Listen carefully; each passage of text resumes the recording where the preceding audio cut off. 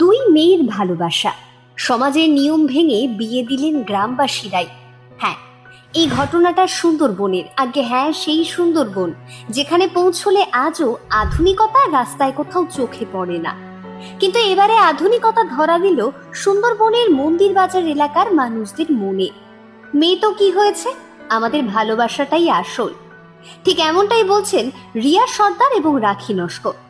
রিয়া সুন্দরবনের মন্দির বাজারের বাসিন্দা, রাখি সুন্দরবনেরই বকুলতলা অঞ্চলে বাস করে।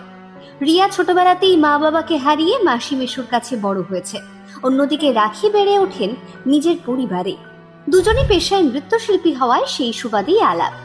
এরপর প্রথম ফোন আলাপেই তাদের মধ্যে শুরু হয় বন্ধুত্বের সম্পর্ক। ধীরে ধীরে সেই সম্পর্ক রূপ নেয় গভীর বন্ধুত্বে।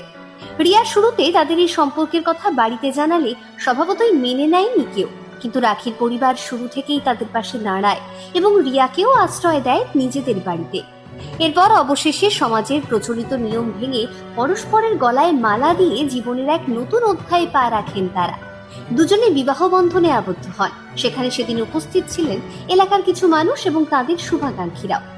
সমাজের নানান নিয়ম, ভয়, সংকোচ এই সবটাকেই তুড়ি মেরে উড়িয়ে নিজেদের মতো করে বাঁচার সাহস দেখিয়েছেন এই দুই তরুণী।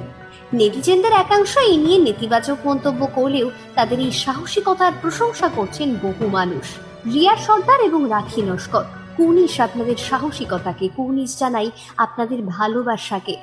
সুন্দরবনের বুকে জন্ম নেওয়ার এই ভালোবাসার গল্প যেন আরো একবার নতুন প্রজন্মকে স্মরণ করিয়ে দিল যে ভালোবাসার আদতেই কোনো লিঙ্গ নেই, নেই কোনো সীমা পরিসীমা। আচ্ছা, এই বিষয়ে আপনাদের কি মতামত জানাতে ভুলবেন না কমেন্ট বক্সে।